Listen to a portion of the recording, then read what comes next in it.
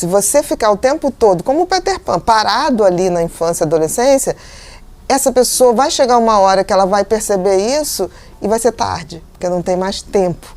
Então, o autossabotador, ele está sempre achando que tem muito tempo. As pessoas não têm noção que elas podem ser seus piores inimigos, né?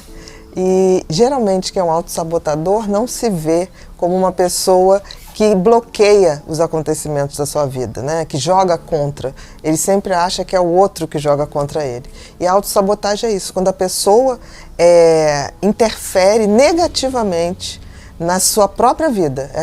São aquelas pessoas que quando elas sonham com uma coisa, aí todo mundo se reúne, ajuda para que ele possa obter aquele objetivo. E aí quando está perto de conseguir, de começar a ir numa trilha para alcançar um determinado patamar, ele mesmo se autodestrói. É mais ou menos como uma bomba programada para estourar na hora que essa pessoa está atingindo aquilo que ele sonhou ou aquilo que ele achou que era o sonho. Um autossabotador sempre é uma pessoa que tem uma idade emocional muito aquém da sua idade real. É como se fosse uma pessoa que parou ali o desenvolvimento emocional na infância, na adolescência e que tem profunda dificuldade de admitir a entrada na vida adulta.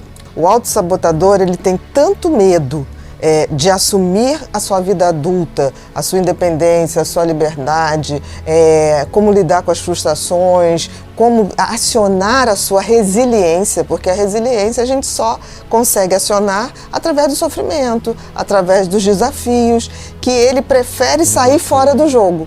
Então ele arruma uma desculpa que é ínfima, que não justifica, para ele sair dessa trilha do crescimento. É por causa da imaturidade. É o medo de arriscar e o medo de assumir responsabilidades. Então, se eu tenho uma tarefa a fazer, na vida adulta, você tem que fazer.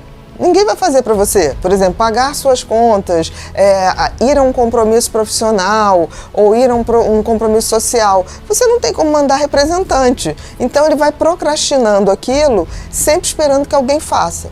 E é interessante ver que os autossabotadores atraem pessoas que muito maternais, de espírito maternal, seja homem ou mulher, e que acaba sendo muito ruim, porque sobrecarrega essa pessoa, a relação fica como mãe e filho, ou pai e filho, ou mãe e mãe. O autossabotador é quase um filho que saiu de casa, quer sair de casa, mas ele quer continuar almoçando na casa da mãe, lavando a roupa na casa da mãe, que os pais paguem as suas contas de condomínio, de IPTU. É mais ou menos isso, é a dificuldade de se tornar um adulto, de se tornar uma pessoa inteira. Porque assim, liberdade tem um preço. O autossabotador, ele não quer pagar o preço do crescimento. Ele tem tanto medo, porque um autossabotador, no fundo, é uma pessoa muito medrosa. Ele tem tanto medo do crescimento que ele prefere desistir no meio do caminho. E nisso ele vai largando tudo no meio do caminho. Tem cura sim, porque não é um erro de caráter, não é um erro de índole. O autossabotador ele pode até fazer o outro sofrer, mas porque antes o medo dele é muito maior.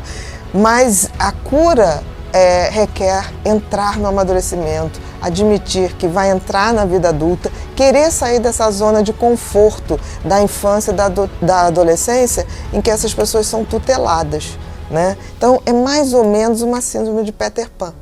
Então, são pessoas muito bacanas em gerais, inteligentíssimas, mas que têm um pavor tão grande de crescer, né? De se tornar realmente independentes, que eles acabam passando o tempo, eles ainda são aqueles adolescentes.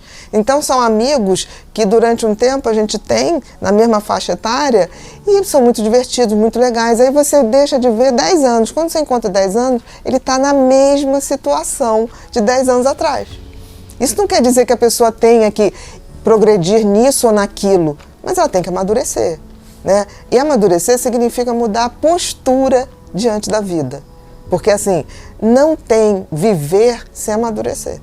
Se você ficar o tempo todo, como o Peter Pan, parado ali na infância e adolescência, essa pessoa vai chegar uma hora que ela vai perceber isso e vai ser tarde, porque não tem mais tempo.